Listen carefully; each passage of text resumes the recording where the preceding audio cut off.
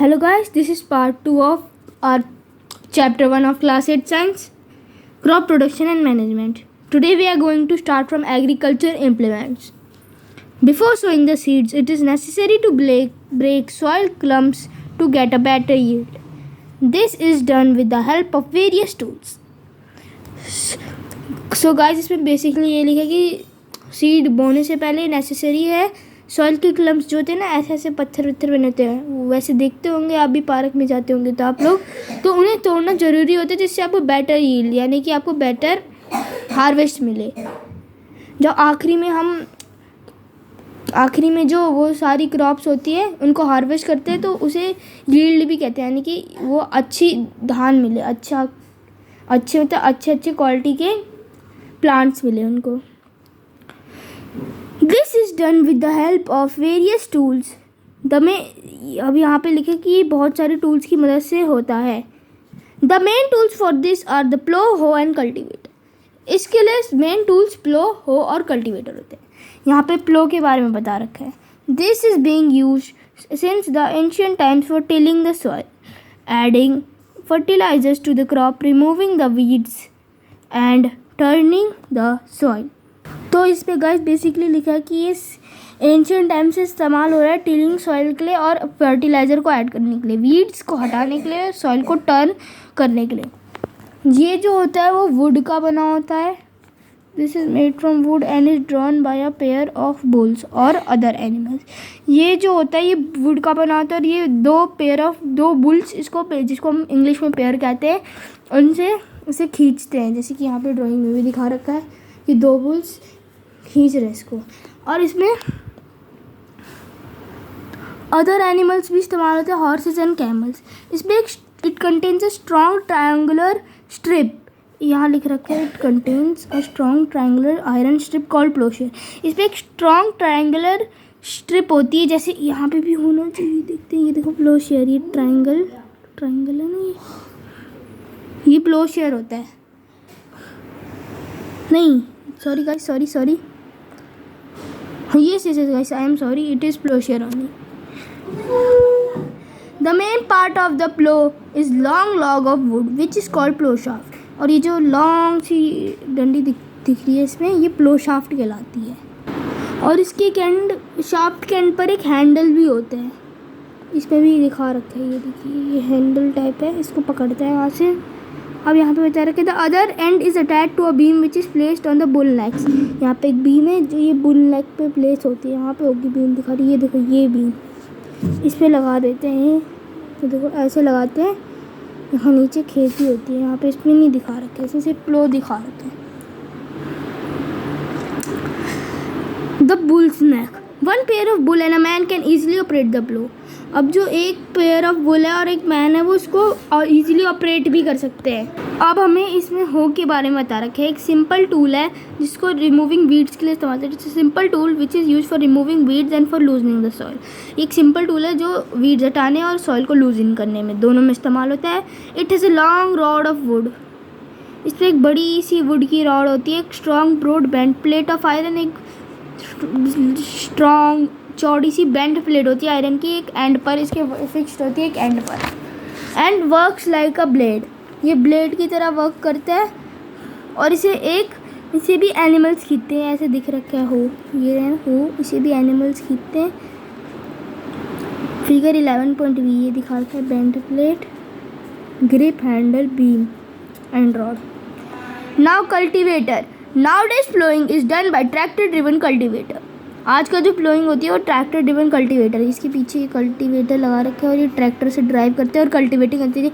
इसमें एनिमल का भी इस्तेमाल नहीं होता है। The use of cultivator saves labour and time, इसका यूज़ भी लेबर और टाइम को बचाते हैं, लोगों की मेहनत और उनके समय को, जिससे ये अच्छा ऑप्शन है इन सबको करने के लिए। Sowing is an important part of crop production. Before sowing good quality, clean and healthy seeds of a good variety are selected. Farmers prefer to use seeds which give high yield. अब इसमें लिख रखा है sowing एक important part होता है crop production का। Sowing से पहले जो होता है good quality, clean and healthy seeds चुनते हैं फार्मर्स, और ये सीड्स इस्तेमाल करते हैं जो इनको high yield they. Selection of seeds, यहाँ पे पहली बता रही है One day I saw my mother put some gram seeds in a vessel, pour some water on them. After a few minutes, some seeds started to float on top. I wonder why some seeds float on the water.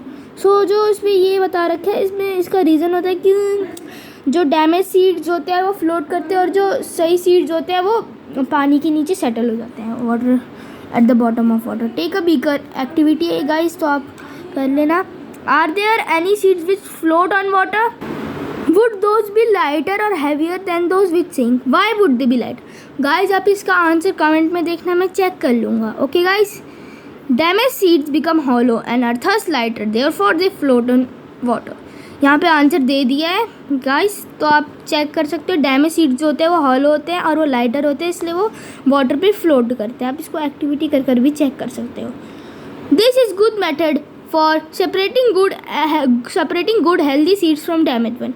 ये एक अच्छा method होता है good seeds, healthy seeds को damage one से separate करने के लिए. क्योंकि आप देखोगे तो आप डैमेज सीड्स होंगे वो ज़्यादा यील्ड नहीं देंगे, तो इनको आप हटा सकते हो अपने सीड्स से, जिनको आप सो करने वाले हो. Before sowing, one of the important task is to know about the tools use for sowing seeds. अब यहाँ पे सोइंग से पहले इम्पोर्टेंट टास्क होती है सोइंग सीड्स के टूल्स जानने के लिए. और यहाँ पे अभी आपको ट्रेडिशनल टूल्स, सीड ड्रिल, इनके बारे में बताया जाएगा. सो गाइस, मैं कंटिन्यू करता हूँ traditional tools. Okay, let's continue with traditional tool. The tools use traditionally for sowing seeds shape like a funnel. जो टूल्स होते हैं ट्रेडिशनली वो सोइंग सीड्स के लिए फनल के शेप में होते हैं. फनल आपने देखा होगा, हमें 6th-7th में फनल के बारे में पढ़ा रखा है, तो आपको फ़नल जानते होंगे कैसा दिखता है फ़नल. तो ये जो ट्रेडिशनल टूल थे फ़नल जैसे शेप होते थे. These seeds are filled into the funnel, passed down through 2 or 3 pipes. ये फ़नल से पास होते थे और 2 और 3 पाइप से पास हो जाते थे. और इन पाइप्स के शार्प एंड्स होते थे. These ends pierce into seed and place seeds there. ये एंड्स होते थे वो सीड्स में पियर्स हो जाते थे और उन्हें सीड्स को वहाँ प्लेस कर देते थे. ये दिखा भी रखा है कैसे ये ट्रेडिशनल मेथड से सोइंग किया. और अब सीड ड्रिल के बारे में, ये ऐसी दिखती है. सीड ड्रिल जो होती है, nowadays the seed drill is use for sowing with the help of tractors. ये भी ट्रैक्टर्स के साथ इस्तेमाल होती है और ये अभी आज ही कल चली है. This shows the seed uniformly eight equal distance and depth. ये सीड को यूनिफॉर्मली मतलब राइट इक्वल डिस्टेंस और डेप्थ पे लगा देती है. इन यूनिफॉर्मली मतलब स्ट्रेट लाइन में एक ही जगह. यानी कि मान लो यहाँ पे एक सीड है तो उसकी थोड़ी देर आगे एक और सीड होगा. और ये इंश्योर करती है कि सीड्स जो होता है सोइंग के बाद कवर हो जाए. This protects the seed from being eaten by birds. Sowing by using a seed drill saves time and labour. ये चिड़िया भी सीड्स को खाते तो ये उससे भी प्रोटेक्ट करते हैं सॉइल डालकर. और ये सीड ड्रिल जो होते हैं टाइम और लेबर भी स्पेंड करता है. यहाँ पे जो है वो कुछ कह रहा है. There is a nursery near my school. I found little plants were kept in the small bags. Why are these kept like this? पहली यहाँ पे आंसर देती है seeds of a few plants such as paddy are first grown in a nursery. When they grow into seedling, they are transplanted to the field manually. Some forest plants and flowering plants are also grown in the nursery. Appropriate distance between the seeds is necessary to avoid overcrowding of plants. This allows plants to get sufficient sunlight. तो ये जो होता है appropriate distance seed का necessary होता है जिससे over crowding plants का ना, और ये प्लांट्स को एफिशिएंट सनलाइट मिल जाए, सफिशिएंट मतलब भरपूर मात्रा में, जितनी उनको सनलाइट चाहिए उतनी मिले, न्यूट्रिएंट्स और वाटर भी मिले सॉइल से. At times few plants may have to be removed to prevent overcrowding. Guys, so this is the end of our part 2. So make sure you check the video and please subscribe. And we will cover adding manure and fertilizer in our part